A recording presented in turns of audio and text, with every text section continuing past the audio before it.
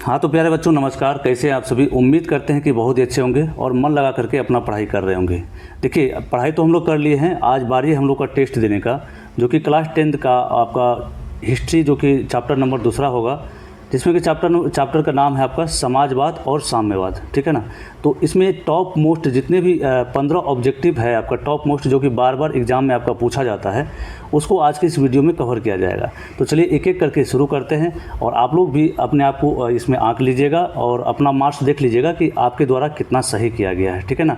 तो 1 नंबर में जो पहला क्वेश्चन आपको दिया हो, बहुत ही इंपॉर्टेंट सवाल है, जो कि बार बार आपके मैट्रिक एग्जाम में पूछा जाता है, जिसमें कि कहा गया है कि कार्ल मार्क्स का जन्म कहाँ हुआ था।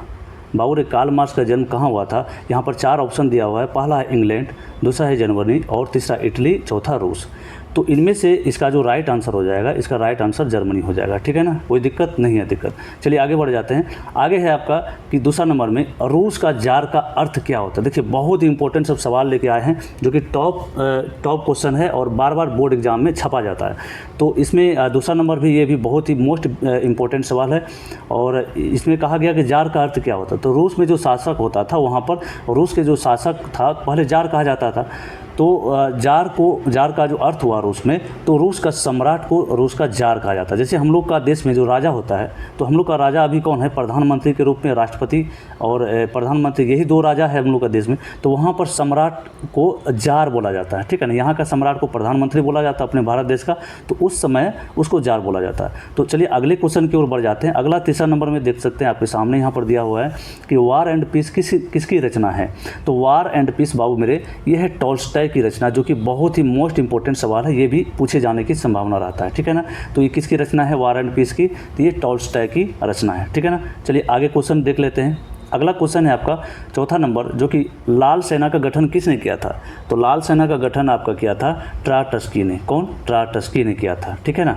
आप फटाफट से इसको देखते जाइए, याद करते जाइए, और सही हो रहा है तो सही कीजिए और अपना मार्क्स भी मिला लीजिएगा अंतिम में। ठीक है।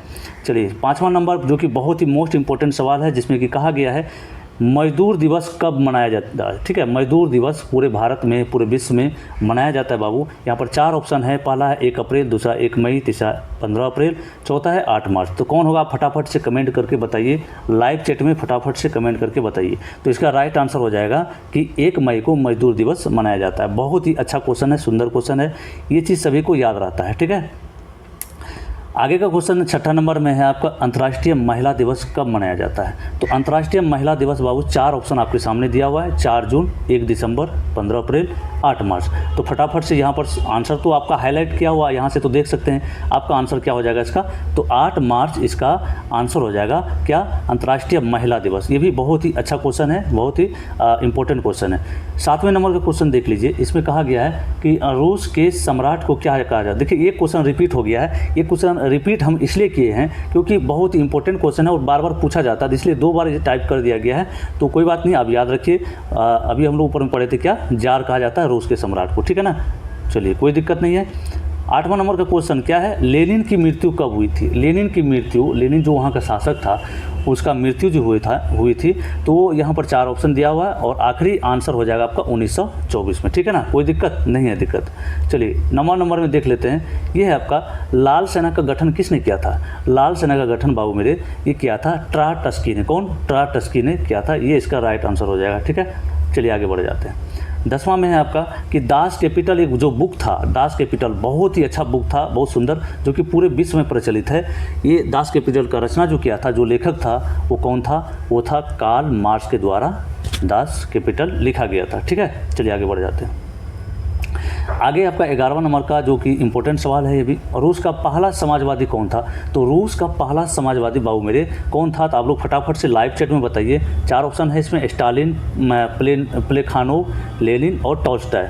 तो कौन हो जाएगा, तो इसका राइट आंसर हो जाएगा गुरुजी ये प्लेखानोव। ठीक है, प्लेखानोव। चलिए जी 12वां नंबर में देखिए, समाजवादियों का बाइबल, समाजवादियों का जो बाइबल था वो किसे कहा जाता है। तो समाजवादियों का बाइबल वहाँ के रूस में जो है दास कैपिटल को कहा जाता है। बाइबल का अर्थ क्या है, बाइबल एक ग्रंथ है जो कि सिख धर्म के लिए कहा जाता है पवित्र ग्रंथ। जैसे हम लोग का हिंदू में जो है, हिंदू में रामायण और महाभारत है ना, ये सब पवित्र ग्रंथ है, और मुस्लिम में क्या है, कुरान है। तो उसी तरह जो है बाइबल सिख में होता है।